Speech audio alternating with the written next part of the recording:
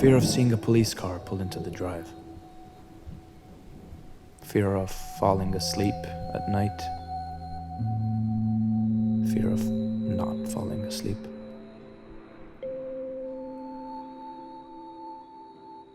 Fear of the past rising up. Fear of the present taking flight. Fear of the telephone that rings in the dead of night.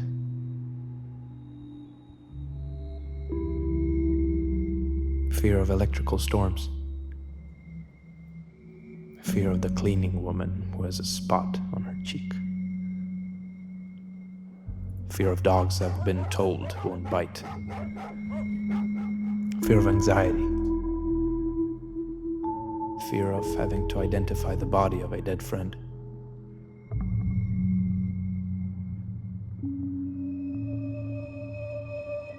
Fear of running out of money.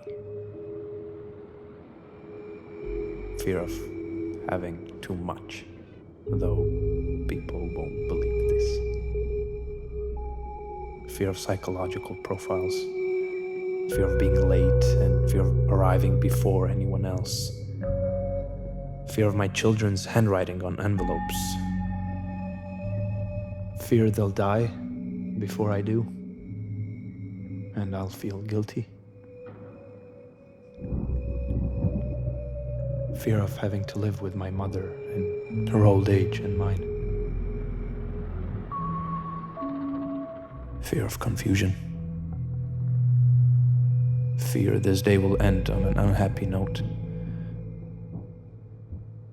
Fear of waking up to find you gone.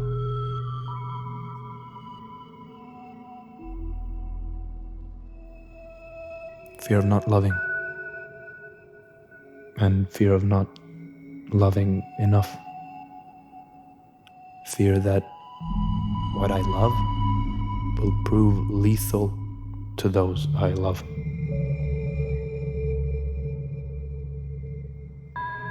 Fear of death. Fear of living too long. Fear of death. I've said that.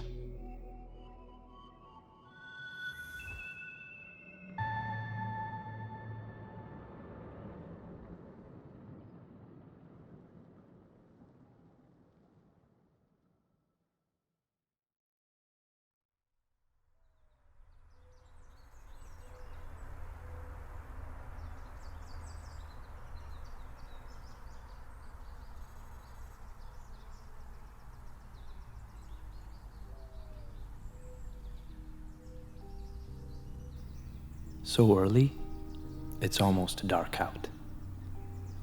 I'm near the window with coffee and the usual early morning stuff that passes for thought, when I see the boy and his friend walking up the road to deliver the newspaper.